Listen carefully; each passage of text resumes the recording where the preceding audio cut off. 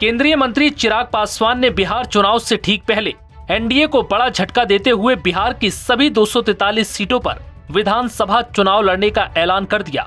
दरअसल लोक जनशक्ति पार्टी के अध्यक्ष चिराग पासवान ने रविवार को सारण के राजेंद्र स्टेडियम में आयोजित नव संकल्प महासभा को संबोधित करते हुए ये ऐलान किया।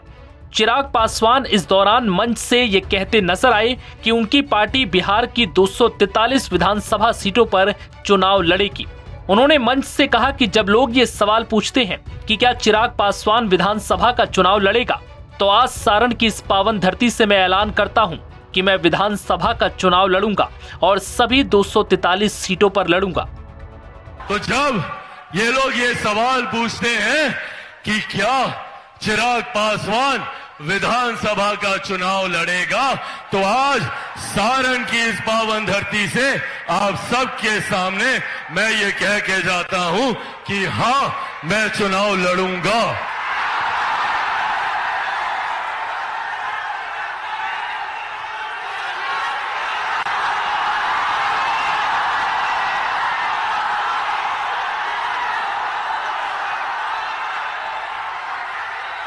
मैं चुनाव लड़ूंगा बिहारियों के लिए, मेरे भाइयों के लिए, मेरी माताओं के लिए, मेरी बहनों के लिए। और बिहार में एक ऐसी व्यवस्था हम लोग तैयार करेंगे, एक ऐसा बिहार हम लोग तैयार करेंगे जो सही मायनों में बिहार को विकास की राह पर आगे लेकर जाएगा।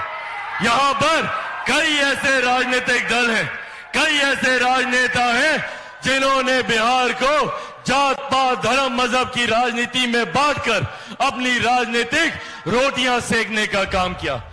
चिराग पासवान ने लोकसभा चुनावों के दौरान आरक्षण को लेकर विपक्षी दलों पर भ्रम फैलाने का आरोप लगाया। चिराग पासवान ने कहा कि विपक्ष ने अनुसूचित जाति और अनुसूचित जनजाति के लोगों को भ्रमित करने के लिए कई तरह के फेक नैरेटिव चलाए।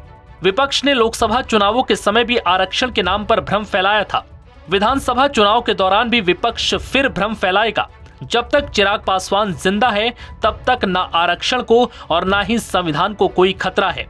चिराग पासवान ने कहा कि मैं सुनिश्चित करूंगा कि मैं एक पहरेदार की भूमिका में रहूं। बता दें कि एनडीए में शामिल लोक जनशक्ति पार्टी के राष्ट्रीय अध्यक्ष चिराग पासवान का बिहार विधानसभा चुनाव से पहले दिया गया ये बयान बीजेपी और जेडीयू की मुश्किलें बढ़ा सकता है।